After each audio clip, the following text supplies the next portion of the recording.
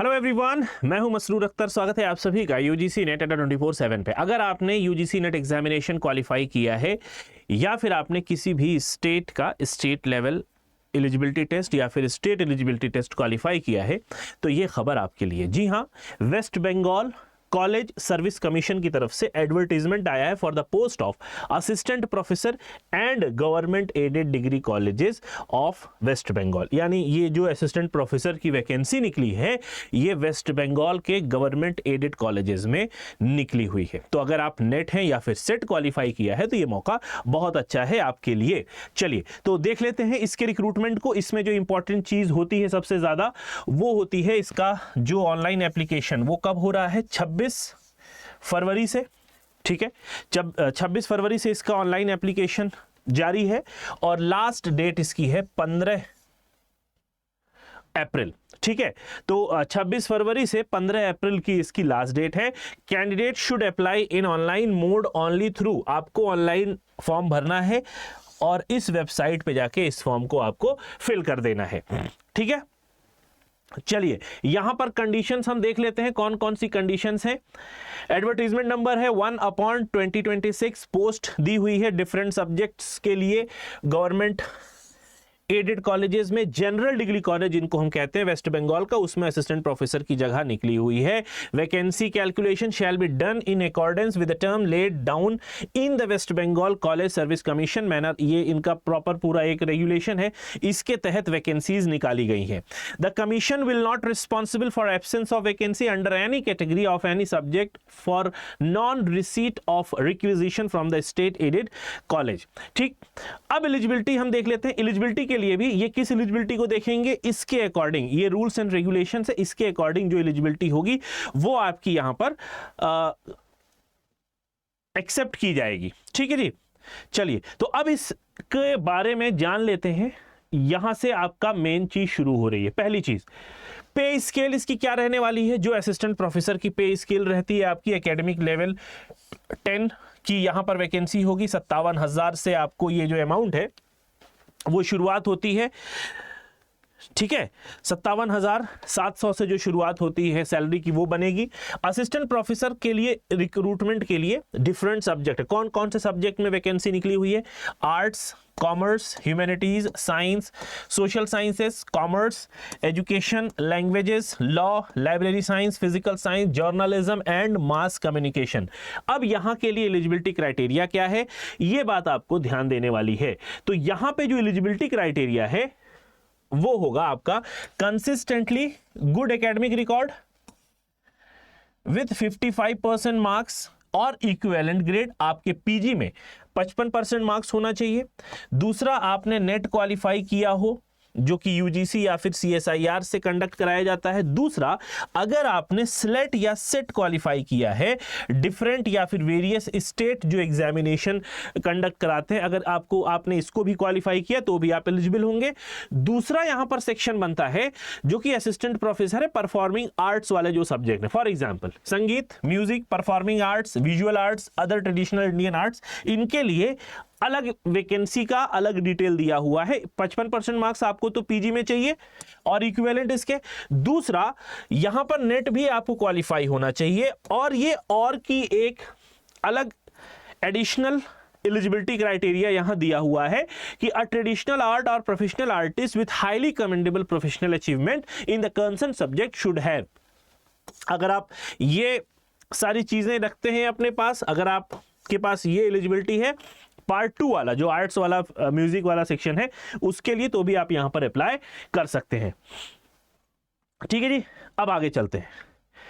उसके बाद यहां पे प्रोविजंस दिए हुए हैं। Exemption from NET SLET set for the post of assistant professor. तो इसको भरते टाइम आप इसको भी एक बार गो थ्रू हो लीजिएगा, इसको भी आप पढ़ लीजिएगा, देख लीजिएगा। राइट, अब आता है एज। एज क्या होनी चाहिए, अपर एज, यानी आपकी जो आयु है, जो एज है वो 40 से अधिक नहीं होनी चाहिए 1 जनवरी 2026 को। अगर 1 जनवरी 2026 को आपकी एज 40 से ज्यादा हो रही तो आप नहीं भर सकते।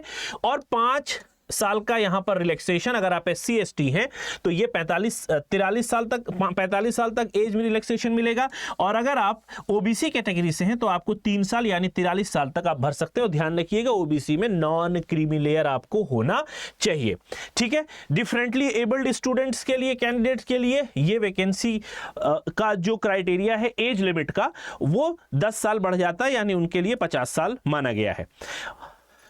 दूसरा, चूंकि ये स्टेट का है तो इस स्टेट का लैंग्वेज भी रिक्वायरमेंट भी कुछ होता है। Candidate should have proficient in language spoken and written in the medium of the instruction of the concerned institution.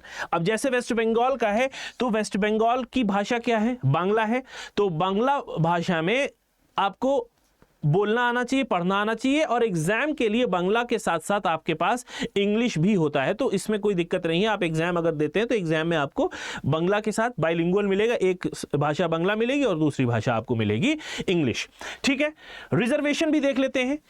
The extant rules regarding reservation for the post of SC, ST, OBC which is non-creamy layer, PWD, EWS is issued by state government from time to time, followed by the concert। ये time to time यहाँ पर निकलती रहती है, तो आप इसको भी जाके एक बार देख सकते हैं। एक चीज और मुझे जहां तक ध्यान आ रही है, अगर आप किसी अदर स्टेट के हैं, ठीक है, अगर आप किसी अदर स्टेट के SC, ST या OBC हैं तो आपको वेस्ट बंगाल में एज ए जनरल काउंट किया जाएगा, तो आप जो भरेंगे फॉर्म वो जनरल कैटेगरी में फॉर्म आपको भरना होगा। यहां पर कहीं दिया होगा, मैं ढूंढ रहा था, वो चीज मुझे मिली नहीं है, ठीक है, लेकिन ये होता है। आप फॉर्म भरने से पहले इस चीज को आप एक बार कंफर्म क्रॉस चेक कर लीजिएगा। एप्लीकेशन फी क्या रहने वाली है?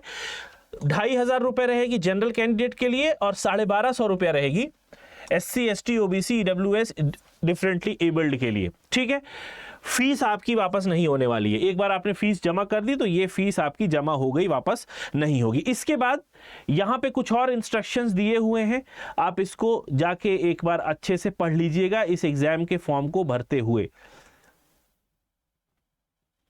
ठीक है। बहुत सारी बातें हैं, चूंकि ये सेंट्रल लेवल पे नहीं है, स्टेट लेवल पे है, तो इसको आप एक बार सच में अच्छे से पढ़ लीजिएगा। अदरवाइज जो मैंने आपको बताया जनरल और कैटेगरी वाला जो सिस्टम है वो गड़बड़ ना हो जाए, इसलिए आपको ये पढ़ना बहुत इंपॉर्टेंट है, राइट। अगर आप SC, ST हैं, EWS हैं, OBC हैं, non creamy layer West Bengal के, तो आपको must furnish along with the print out of the application और self attested photocopy of certificate आपको रखनी पड़ेगी वेस्ट बंगाल के लिए। अगर आप वेस्ट बंगाल के रिजर्व कैटेगरी में आते हैं तो उसकी एक कॉम्पिटेंट अथॉरिटी से जो सर्टिफिकेट बनता है उसकी फोटोकॉपी आपको लगानी पड़ेगी। हाँ, ये देखिए एक बात, ये जो इंपॉर्टेंट मैं अभी बता रहा था, SC, ST, EWS and OBC non creamy layer candidates for other state will be treated as general category. तो आप किसी भी स्टेट के हैं, आप उत्तर प्रदेश के हैं, हरियाणा के हैं, हिमाचल प्रदेश के हैं या किसी और स्टेट के हैं, अगर आप इस फॉर्म को भर रहे हैं तो आपको जनरल कैटेगरी में भरा जाएगा। क्यों? क्योंकि जो आरक्षित वर्ग का लाभ है वो सिर्फ बंगाल के निवासियों को, बंगाल के डोमिसाइल कैंडिडेट्स को मिलेगा। ये इंपॉर्टेंट था, ठीक है। बाकी जो एज यूजुअल जो इसके बारे में निकलती है, जितनी और भी जितनी वैकेंसीज आती हैं उसी तरीके से ये भी वैकेंसी है, आप इनको अच्छे से पढ़ लीजिएगा, ठीक है। अब हाउ टू अप्लाई वाला है, ये ऑनलाइन आपको जाना पड़ेगा, जो वेबसाइट शुरुआत में दी हुई थी उसी वेबसाइट पे जाके आप इसको भरेंगे। एलिजिबिलिटी को आप एक बार चेकलिस्ट कर लीजिएगा, सिटीजनशिप के लिए भी, और जो क्लॉज 5, क्लॉज 4, क्लॉज 6 दिया हुआ है इसको आप एक बार जाके क्रॉस चेक कर सकते हैं। तो ये थी कुल आपकी जो इंफॉर्मेशन थी, जो नोटिफिकेशन थी WB की तरफ से आया है, वेस्ट बंगाल की तरफ से एडेड कॉलेजेस में। वेस्ट बंगाल के जो एडेड कॉलेजेस हैं उनमें असिस्टेंट प्रोफेसर की जगह निकली है। 15 अप्रैल तक इसकी लास्ट डेट है।